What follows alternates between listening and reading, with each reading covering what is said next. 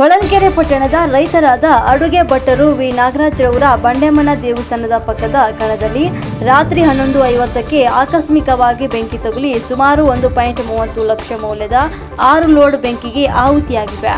ರೈತರಾದ ನಾಗರಾಜ್ರವರು ಮಲ್ಕಾಪುರದ ತಮ್ಮ ಜಮೀನಿನಲ್ಲಿ ನೀರಾವರಿಗಾಗಿ ಬೆಳೆಯಲಾಗಿದ್ದು, ಕಟಾವು ಮಾಡಿ 15 ದಿನಗಳ ಹಿಂದೆ 6 ಲೋಡ್ನಲ್ಲಿ ಹುಲ್ಲಿನ ಬವಣೆಯನ್ನ ಟ್ರ್ಯಾಕ್ಟರ್ನಲ್ಲಿ ತಂದು ಕಣದಲ್ಲಿ ಒಟ್ಟಿದ್ದು 60,000 ಮೌಲ್ಯದ 3 ಸಿಂಧಿ ಹಸುಗಳನ್ನು ಸಾಕಿದ್ದು, ಹುಲ್ಲು ಬೆಂಕಿಗೆ ಆಹುತಿಯಾದ ಕಾರಣ ಹಸುಗಳಿಗೆ ಮೇವು ಇಲ್ಲದೆ ಪರಿತಪಿಸುವಂತಾಗಿದೆ.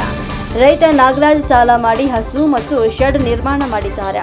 ತಹಸೀಲ್ದಾರ್ ಅವರು ಶೀಘ್ರವೇ ಪರಿಹಾರ ನೀಡಬೇಕಾಗಿ ತಮ್ಮಲ್ಲಿ ಮನವಿಯನ್ನ ಮಾಡಲಾಯಿತು.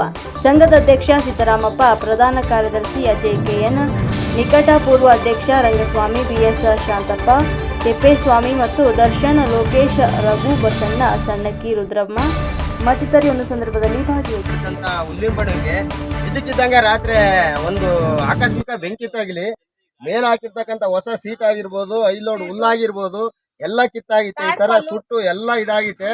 ಫೈರ್ ಎಂಜಿನ್ ಬಂದು ಸುಮಾರು 2-3 ಲೋಡ್ ತಂದು 2-3 ಗಂಟೆ ಆರಿಸಿದ್ದಾರೆ. ಆದ್ರೂ ಈ ತರ ಸುಟ್ಟಿರೋದ್ರಿಂದ ದನ ಮೂಸ್ ನೋಡ್ತಿಲ್ಲ, ಉಪವಾಸ ಕಟ್ಟಾಕಿದೆ. ಈಗ ಅರ್ಜೆಂಟ್ ನೀವೇನಾದ್ರು ಶೀಘ್ರದಲ್ಲಿ ನೀವೇನಾದ್ರು ಪರಿಹಾರ ವ್ಯವಸ್ಥೆ ಮಾಡ್ಲಿಲ್ಲ ಅಂತಂದ್ರೆ ದನನು ಮಾರ್ಬೇಕಾಗತ್ತೆ, ಇವ್ರದ್ದು ಜೀವನನು ಬೀದಿ ಪಾಲಾಗೈತೆ. ರೈತರದ್ದು ಅನ್ಯಾಯ. ಈಗ ಹಸ ತಂದು ಲಕ್ಷಗಟ್ಲೆ ಸಾಲ ಮಾಡಿದ್ದಾರೆ, ಹುಲ್ ಮೇವು ತಂದು ಲಕ್ಷಗಟ್ಲೆ ಸಾಲ ಮಾಡಿದ್ದಾರೆ.